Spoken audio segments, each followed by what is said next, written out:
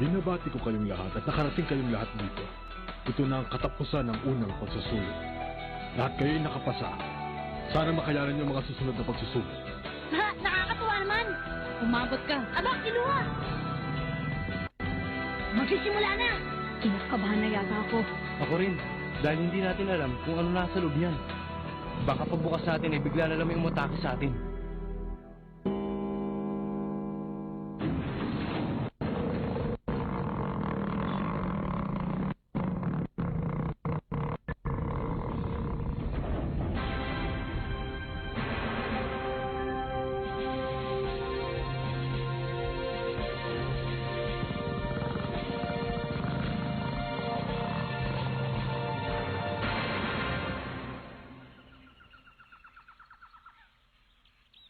Kamusta na kayo? O ano, nagugutom ka na ba dyan? Buhara? Naririnig mo naman, kumukulo na ang tiyan ko. Menchi, Nakikita nyo naman, kaming mga gourmet hunter ang naatasang magbigay sa inyo ng pangalawang pagsusulit. Ano? Gourmet hunter? Ha? Ano yun? Ang gourmet hunter ay isang hunter na naghahanap ng iba't ibang uri ng pagkain. Yung pinakamasarap na pagkain sa buong mundo ang pilit na pinapahanap sa kanila. Siyempre, ang mga hunter na ito ay magaling din magluto. kung ganon, ang gagawin ay... Tama! Ang pangalawang pagsusulit ay pagluluto. Pagluluto? Sa hirap lang ilabot ko sa pagpunta rito, paglulutuin niyo lang pala ako. Ikaw mataba. Kung may reklamo ka, pwede ka nang umuwi. Ha? Sino man sa inyo ang may reklamo sa ipagagawa ko, mabuti pang tumalikod na at maglakad ng pauwi.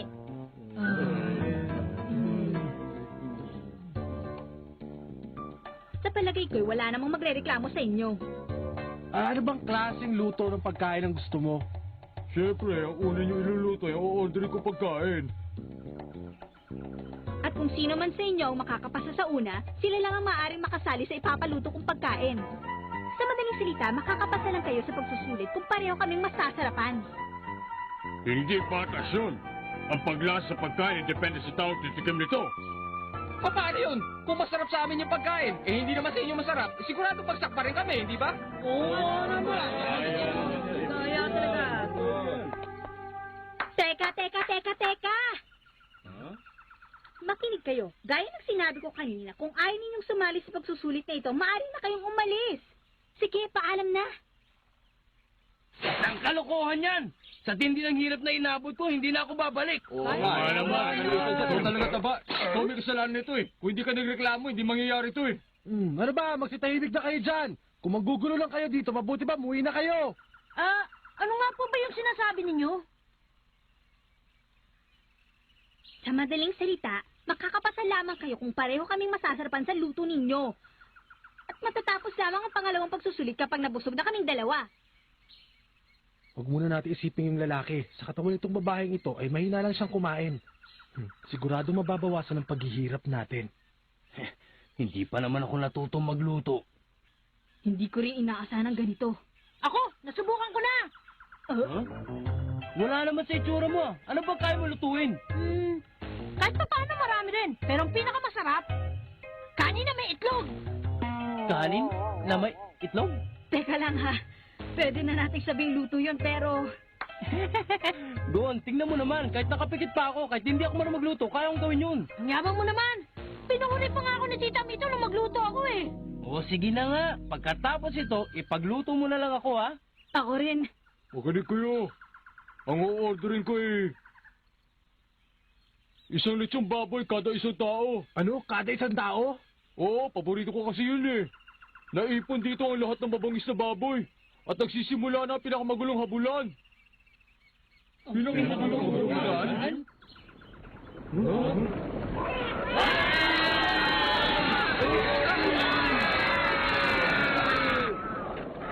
Ang pangalawang pagsusulit. Susugurin kayo ng mga baboy niyan gamit ang kanilang matitigas na ilong. Kapag nagpahuli kayo sa kanila, gagawin nila kayong pagkain. Kaya dapat matibay ang tuhod niyo sa pagtakbo.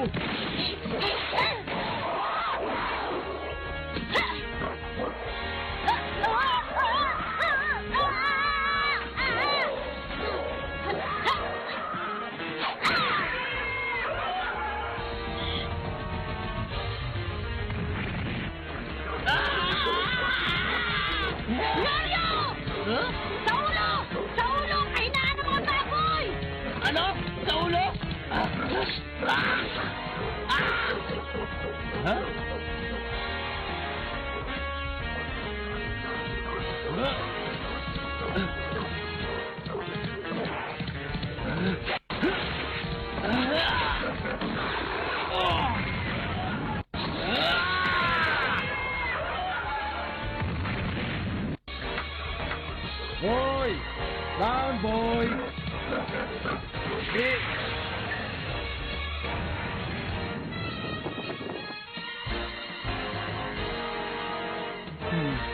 Yari.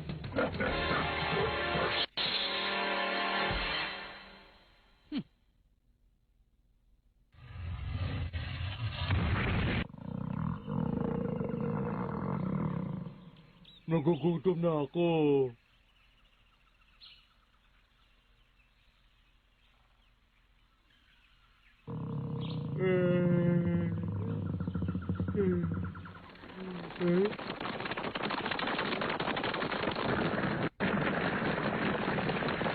Ito na ang pagkain!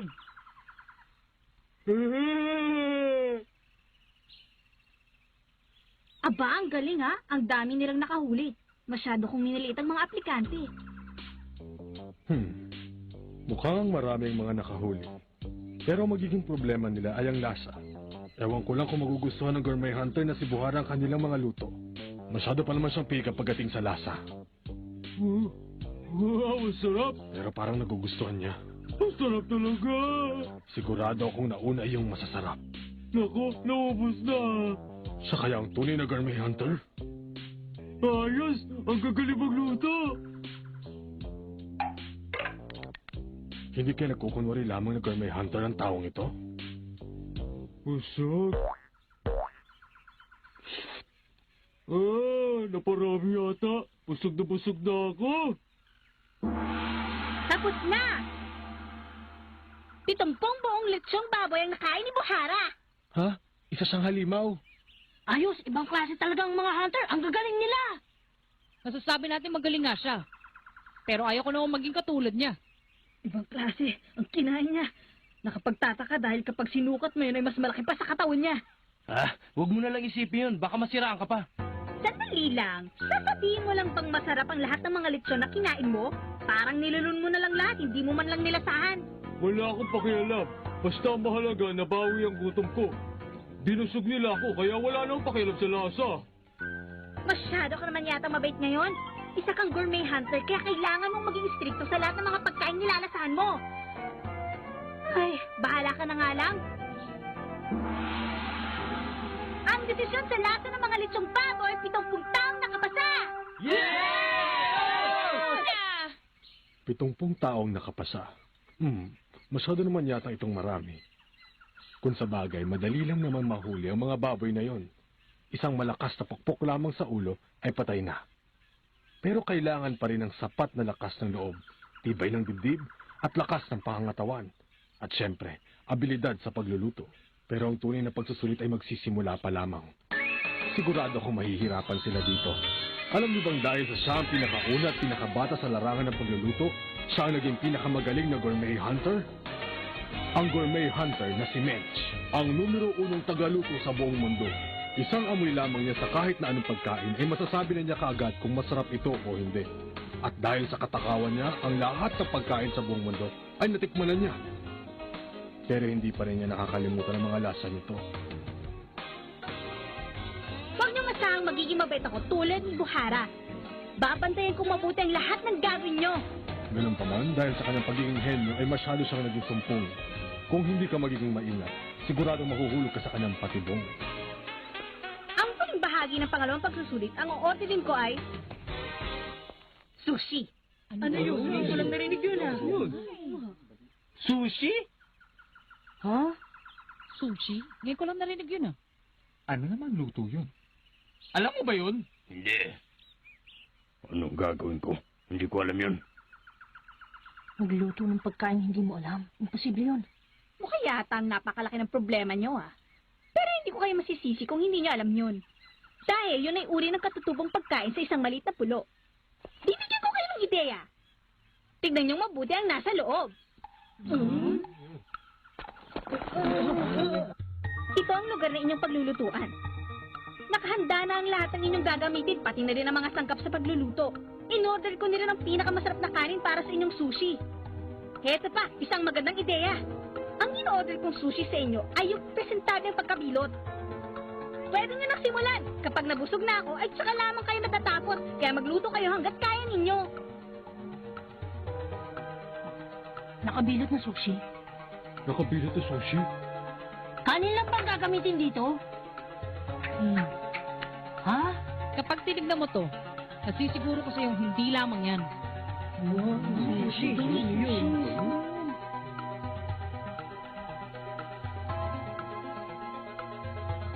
Pasado na ako. Sigurado yun.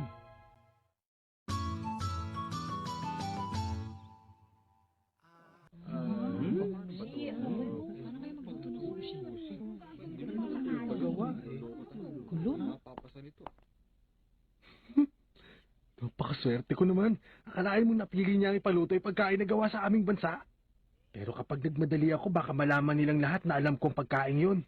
Ang ipapakita ko, inosente ko. Para makapasa ako mag-isa. Siyempre, kailangan maging mautak. Labo. Paano ba naman yan, no?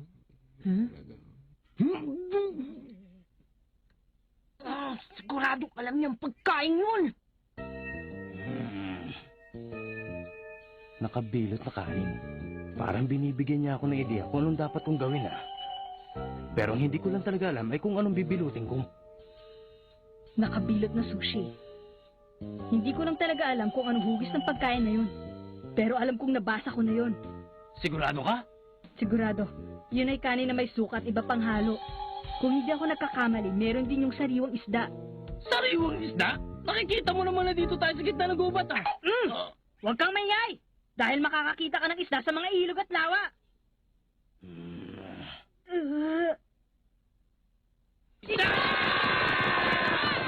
May lahi yata mga tismoso mga to. Ano lang sa pandinig? Kamali yata ako ng sinabi, kakainis na nga ako.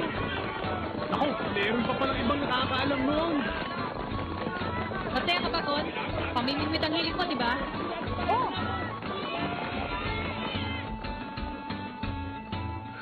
Magaling ka talaga mag-isip, Echi. Dahil hindi lang mapagluluto ang gagawin ng mga aplikating yan. Hindi ba't masayang pinagagawa ko? Sawa na kasi ako sa ordinaryong sushi eh, kaya ngayon espesyal naman.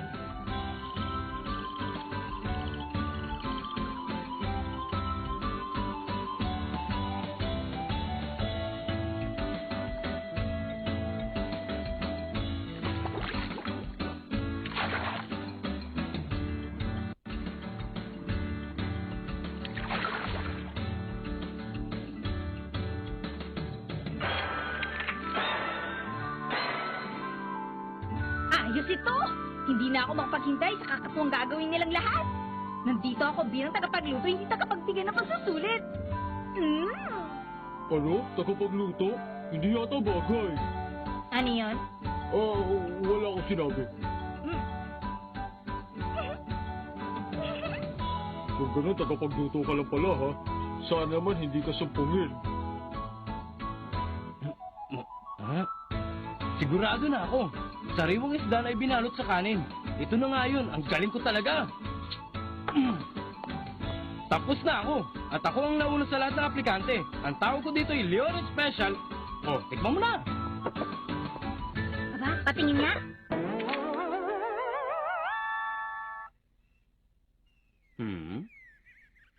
Hindi tama yan! Ano ka ba naman? Pinaghirapan ko yan. Bakit mo tinapon? Tumigil ka, baka ibagsak kita dyan. Mabuti pa umalis ka na lang sa harapan ko. Makinig, ang hugis ay importante. Kapag hindi ko nagustuhan ang presentasyon ng inyong sushi, hindi ko ito susubukan. Tsura mo. Yabang mo. Ayos, ako naman ang susunod. Halos pares lang kayo ginawa ng number 403. Magkapareho lang kami ni Lyorio. Alam kong nararamdaman mo, Gon. Ano sabi mo, Kurapi ka? Aba, ayos na! Sige, lapit lang. Mali! Ha? Ano ba ito? Sunod! Mali rin. Next, Teka muna. ulitin mo, isa pa. Ano nga ba yung Ulitin sushi mo, in-order na sa mga dalawa, aplikante? aba, ikaw Hindi tuloy ako makaalis dito.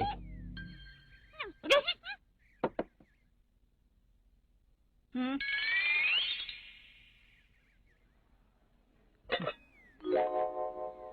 Shrimp cocktail at kanin na nakababot sa mustard sauce. Yun ang tinatawag na Purgon style.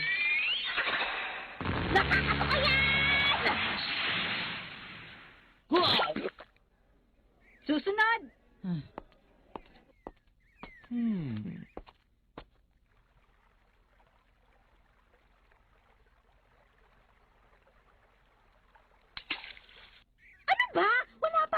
ang tama sa mga ginagawa nyo. Papatayin niyo ba ako sa gutom? Ano ba naman mga tao ito? Wala naman lang makaisip ng tama. Ang dami ko na ibinigay na pera. Dahil wala akong alam tungkol sa hugis, ang dapat ko na lang gawin ay pag-isipan ng mga sinabi niya sa amin kanina. Ang hugis ay importante. Dapat ay magustuhan ko ang preparasyon. Natitiyak ko na ang presentable at masarap na sushi na gusto niyang ihain sa kanya ay may hahalin tulad sa isang ordinaryong fried chicken o di kaya isang hamburger. At ang bagay na nasa kamay niya, nasisiguro kung gagamitin niya para ipanghawak ng isang pagkain na kasing laki ng itlog o di kaya mas maliit pa dito. Para maging mas presentable, ilalagay ko sa gitna ang isda na mayroong kanin sa ibabaw. Tama.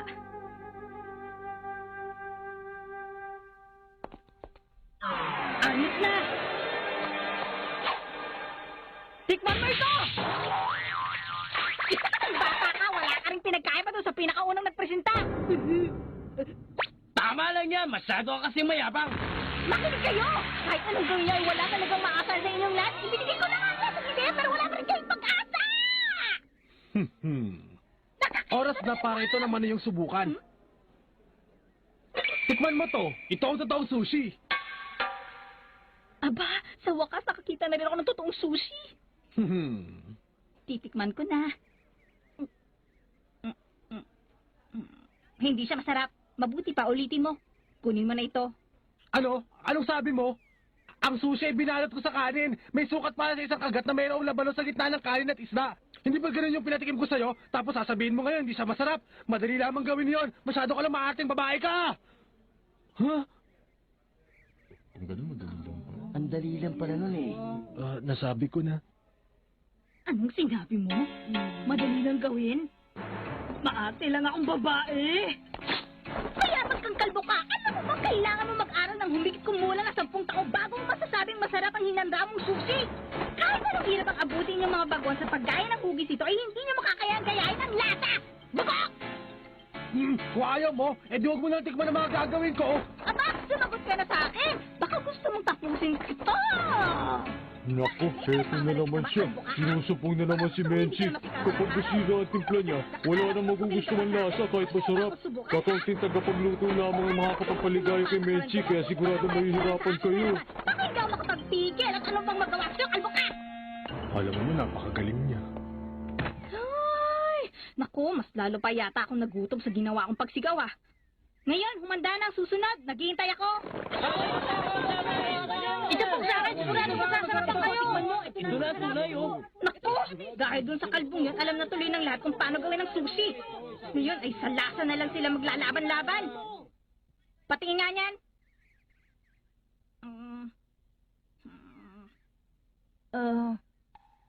Mali. Mahirap na siyang nguyain. Masyadong madiin ang pagkabilot mo. Menchi, masyado ka yata stricto. Tumahimik ka na nga dyan!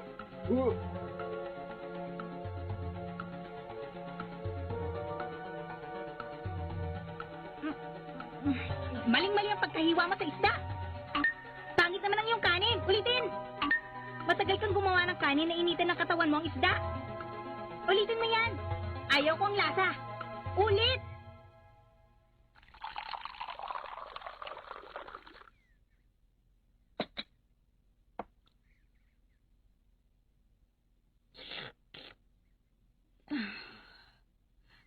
Sorry, nabusog na yata ako sa kinain ko. Teka muna, anong resulta? Wala ni isa. Nung una pa lang sinabi ko sa inyo kapag busog na ako, tapos na. Kaya paalam! Hindi ito ang oras para magbiro ng ganyan. Hindi kami makakapahit dyan. Imposible mo lang pumasa, kaya mabuti pa sabihin mo na.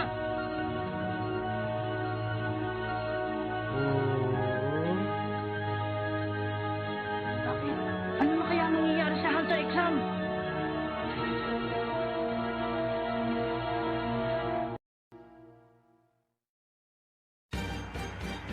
I know I can do it, but is she going to give us a second chance? What? The recipe is moss on rice? Next time on Hunter x Hunter. Failing, panic, heavenly voice. Seconds, please.